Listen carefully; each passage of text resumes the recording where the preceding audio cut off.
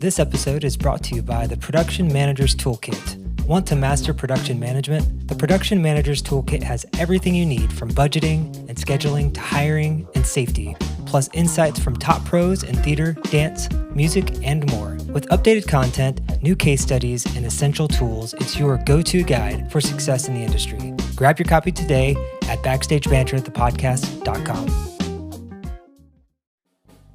Hey everyone, welcome back to another episode of Backstage Banter. This is Bryan Runyon with my esteemed co-host, Jay Sheehan, and today we're talking about new ideas. Starting a new idea, fostering new ideas, how do we stay focused and organized with the ideas, especially whenever you have more than one at the same time, which happens often with Jay and I. And also pushing the boundaries about something that exists already or that you're creating out of observations that you've seen in the industry. This is a two-part episode, and this is part one of two. So we hope you enjoy, stick around, and be sure to leave us a comment if you have something that you would like to contribute. Hey Bryan, nice to be back despite the technology bullshit that continues to plague me. Yes, for no apparent reason. It's good to hear your voice again. Just nice to hear yours in both ears, by the way. That was good. Yeah, finally. Trying to figure this shit out. How's your life been? It's going pretty good. Busy. Good. Although I was thinking this is the first year in probably 12, 15 years that I've actually had both Christmas Eve and Christmas Day and New Year's Eve and New Year's Day off. And you got to spend them with your girlfriend. No, she's got to work.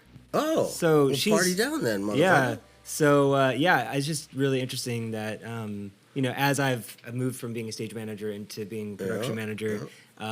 Sometimes, you get a little frustrated with some things that go on at the job, but then you see the good things like having the holidays off. It's kind of nice. As long as you're a salaried guy working for a corporate stuff, right? Yeah. Because I'm a production manager and you know, I work for myself. So, but luckily all my clients don't do things over those. Except for Viejas Casino, they're doing a gigantic New Year's Eve party. Yeah. I am no longer doing that, which is kind of nice. They've actually hired an entertainment manager now to do all that, and so I have my labor company out there, and I have now a cleaning company by default, and they are working, and I am not. I'm sitting at home, but I'm making money by not being there, which is an okay thing for me. Yeah, absolutely. Most times, except for now I have to deal with my production manager who relentlessly texts me and doesn't understand boundaries. Yeah. And in fact, today called me twice and sent a text that said, please call me. Yeah. And although I've said I don't want to work on the weekends, but there was a show last night, so fair enough, and we'll see what's going on. Yeah, well, just thinking about our last conversation about being entrepreneurial, it's like, especially because you actually are an entrepreneur, like the lack of absolutely the lack of boundaries for sure. I mean, when you own a company and you are like the owner and you are, your own company. Like the boundaries thing kind of goes away more because like who else is going to do it? Yeah, true. True. You don't want to work on the weekends, but at the same time, it's like if you don't answer that call, like no one else will. Correct. And the frustrating thing for me, being the entrepreneur side of things and having people working on the East Coast, is that I get great ideas at 6 p.m. I like to do I text them? Do I say it? Because if I don't, I might forget the idea. And then I get mad over the weekends. I'm like, oh, it's the weekend. I want to talk to somebody, So I've got to pay attention to my own boundaries. But sometimes with my brain, as you know, Bryan, things come to me and you're like, dude, you better start writing all this shit down because I can't even keep up with it, right? Because, as entrepreneurs, you get lots of ideas, Bryan, and maybe some of them stick and maybe some of them don't. And I swear, from my side of things, I go, this is the one that's going to really, this is the real deal, right? I've got 5 or 6 things going, and maybe 4 or 5 of them might not stick, Well, that kind of leads me into this, does it or does it not? Into the next idea that I have, of course, which I think I've shared with you a little bit, but and then you're just like, how many of these do you want me to be involved with, right? And I'm like, all of them, Brian. I just need you to like point me in the right direction, be my coach, tell me when I need to do things, do my editing, and tell me that no, that one's dumb, right? Like, but you're like a yes man too, because I think you're an entrepreneur. I mean, you are like 100%. Yeah, go But open a you fucking should piano do bar in it. Hillcrest. That's the last fucking thing I need to do right now. Do You know it. what I mean? Do like it. take on Do it. Do it. You know, and then I'm finally getting to a place, Brian, where I'm like self-care, like, you know, like listening to myself and going, why do I have to be the guy that saves the old gay men in Hillcrest? Well, you don't so they have a place to do go at that. night? But why is that my But job you all of a see, sudden, I mean, right? because you see yourself as a person I who really- I can don't- do it and know. And, Right. and So sees, why am I and doing it? sees, No, not at all. I mean, I think some people just don't But is see the that a solution like sickness? the way that you do, and you know you know what have I the mean? skill Like- set and the drive to do it, and that doesn't mean that it's your job or that Yeah. like the onus is on you to do Yeah. that. Like if you don't But- want to do something, like you don't ever have to do it. There's nothing Right. wrong with that. Well, that's the problem. I want to do everything. You know what I No, mean? it's like that TED talk Well, that you sent suddenly me you have too about many things how on your how you plate, know and people are like, people why are you doing that so much? the premise that you only have to Yeah. you only focus on one thing in life and that's all you do, but you don't ever do anything else that you're passionate about that you want to Right. focus on. Like you can be an expert in multiple things. I mean, you can even have a passion Right. about a bunch of things and do a bunch of things at the same time. Yeah. It doesn't have to be all or nothing. Right. No, I get it, but at some point, like the psychiatrists and the psychologists, and they're like, "Why you got to be fucking Superman for everybody? Why you got to, you know? Do you really need to take on so much?" And maybe you Well, should- don't fucking psychoanalyze I know, yourself I over know. it. Like, Well, that's what they're telling me, you know.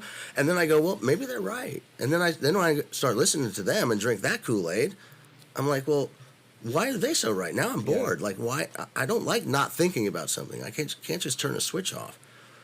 If something goes like the stage management program for community theaters, right? That idea of streaming and online content, that came out of me speaking at a panel and all these community theater folks going, we don't have trained stage managers. And I'm like, oh, well, there's an idea. There's two ways that you can go about that. You can either see the idea and you can say, oh, yeah, someone needs to do that. Sort of like when you were talking with Carrie about writing the production manager's toolkit, and you're like, someone needs to do this. And then someone said, well, why don't you do it? And then you do it. And so I think it's the same Right. thing. Like you see the need and you either see it and you choose to be the one that does that, or you see it and you say, you know what, I'm going to let this one go. Right. And I even think there's a third option where you're like, I see Right, it and and I don't have the bandwidth for it, but I know someone else who could do this just as good, or I could pass this off to someone and let them run with it. I think, it really depends on the way that you achieve your goal doesn't necessarily mean that you have to be the one that does it. It's just that you're the one. Yeah, you're the And one therein lies part of that the psychosis. has to. It's kind of like being a manager. You're not responsible for running the sound and the lights and the fly rail, but you're making sure that everyone has the tools they need to do their job. And it's sort of the same thing. Like being an entrepreneur isn't always about doing everything yourself, because at a certain point it's impossible to do everything yourself. You have to have people that you can rely on, that you can, sort of delegate things to. Yeah, 100%. The problem that the challenge that I find is that my ideas sometimes are so out there that I don't know that anybody else could really run with it unless, you know what I mean? Like it's such a passion inside of me that sometimes somebody else listening to it might go, not so sure. So finding that person is almost impossible to be who you are, to clone yourself. But what I rely on is my friends like you who go, okay, good idea, maybe not, or like the thing we had with Jared going about all, trying to come up with a new ticketing system for all these community theaters, right? Like that. Okay, that's a good idea until we go, I don't know, man. There's already a lot of shit out there that's doing it, right? So then you come up with these other things, and then the psychosis is in thinking that I can solve all those problems and that I have the bandwidth. I think that's part of the problem too, is that I may think I have the bandwidth, but when it comes down to it, do I?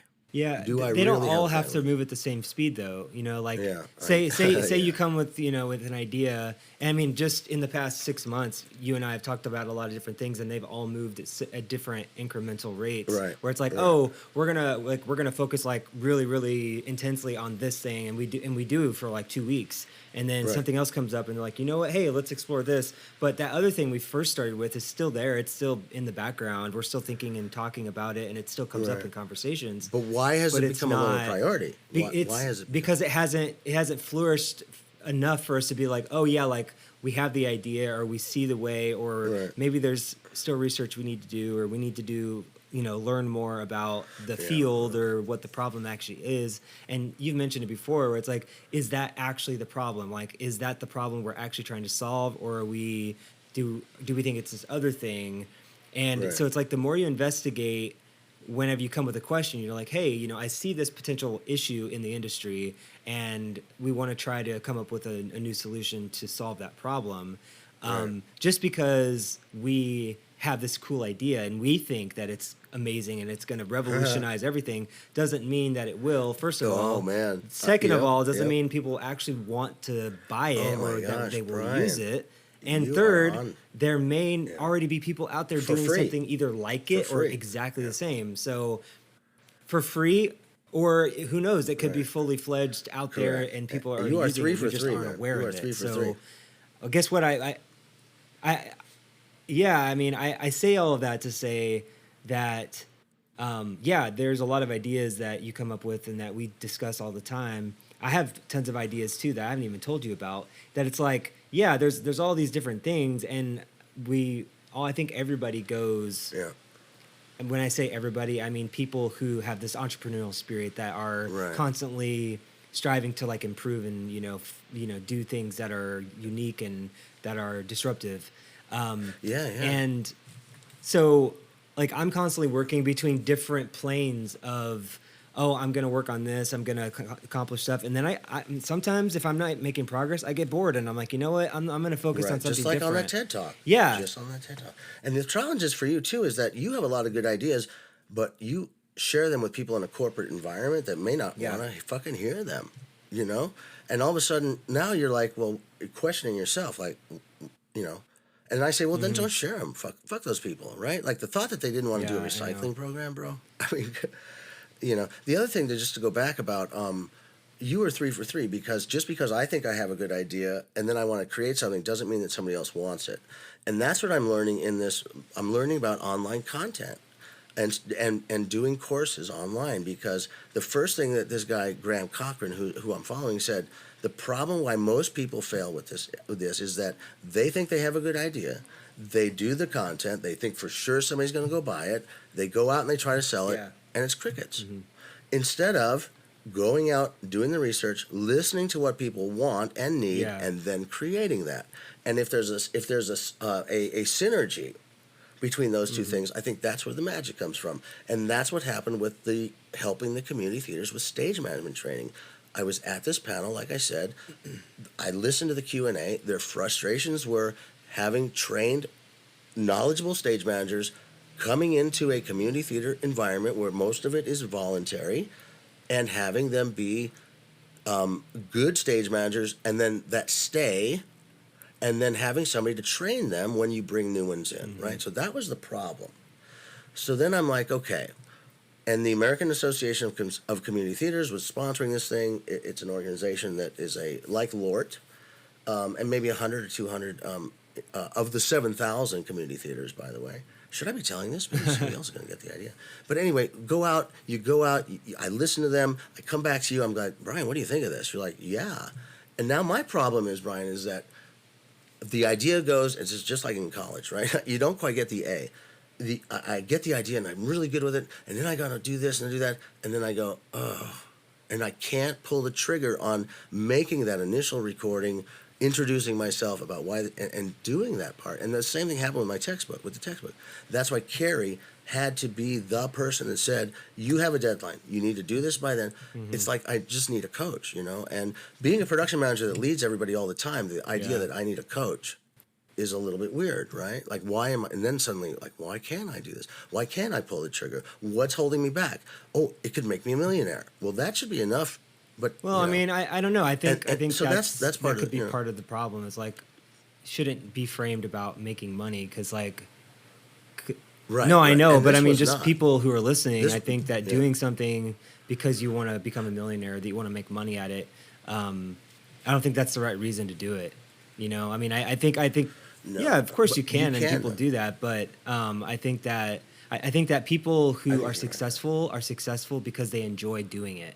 Whether no matter how stupid Correct. it is, or if they don't have a good, if maybe their intention is just silly, or they're just maybe they are just like I'm thinking about social media people who they're doing something because they're making millions of dollars on like stupid video content, but the process of making that content Right. is what they enjoy. It's not the content they're making. It's just like how they're Right, what right. they're doing, the people they're working Yeah. with, whatever that combination is. So I think that like if you want to be successful in anything, regardless of what it is, whether it's online content or whether it's pursuing a career, in order to do that in a long term and have longevity to that, you have to enjoy what you're doing. Otherwise, you're going to stop doing it or you're going to be miserable doing it. And Right. that's why people who Right, go into right. careers that make them money, like a doctor or a lawyer or whatever, like half of them don't like their job because they were told to go into it or their family made them go into it. And like that was a Right. big Boy, reason do I why hear that I a chose lot. to pursue a career in the arts, is because I went after something that I was passionate about, that I had a good skill set in, that I enjoyed doing. I enjoyed the people that I worked with. And that was something I went with, that feeling of, I want to do something that I enjoy. I know we've talked about this when they said, "Dude, you want a career as a stage manager? Like you're going to be eating cereal and ramen, right?" Exactly. And you're like, "Fuck that," And that's something that I try to encourage students. But the same thing happens with I hear that from students a lot. My parents want me to do this, and I want to be a filmmaker. Yeah, then be a filmmaker. And I'm like, then be a filmmaker. And they have that hurdle, but it leads me to this idea of another idea that I had. And then I'm like thinking about it, and then all of a sudden I'm like, why is it my job to try to change an entire industry of from what I don't think they're doing the right thing, right? And it came up with this. One of my former students wants to go back to school, wants to go to grad school, and he graduated like 12 years ago, right? So he went out, he opened a theater company, he opened a restaurant, he had some good luck, he had some bad luck. Now he wants to go into arts administration, arts management, right? That sort of vague idea of arts management. So we went out and I had coffee with him, and I said, "Why do you want to do this? Number one, are you going to get a free ride somewhere? Because it's no joke going to grad school and coming Yeah, out with seriously. hundreds of thousands, and why do you think now, 12 years later, you don't have the ability? What is grad school going to do for you now? Yeah, exactly. Right. Especially after you have the experience. Well, you know what? Fundraising is fundraising, right? But yeah, it's the connections. There's a lot to it. But my question to him was, and I went back and did this deep dive by myself, because I'm like, arts management, performing arts management. And I had this book by Bill Burns, the godfather of arts management textbooks. It's 500 pages, Brian. I was going to use it from one of my classes. It was so dense, I couldn't even, the table of contents, a million things, except for one thing. And this is what got my pissed offness up. Not one chapter, not one word in that book is about considering the live music industry Wow. as a performing art.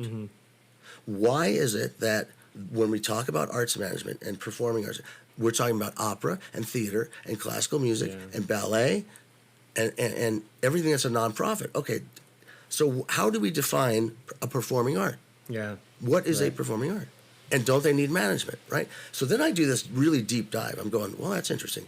And I find that of the 25 top arts management programs in the country, and I'm looking at their curriculum, zero, Brian, zero, about the live music industry, which, by the way, as far as sales go, and profits, and this is, so I'm like, okay, look, Multi-billion-dollar industry.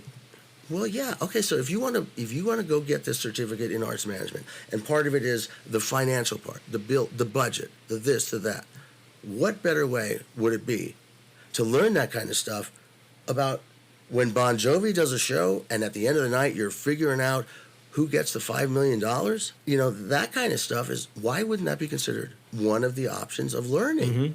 And the more that I dug in, the more I think the simplified answer is that academia and rock and roll have never really meshed. Yeah, that's true. And the people just think about what does the musician represent in terms of history? It's the rebel. It's the person who goes against society's expectations.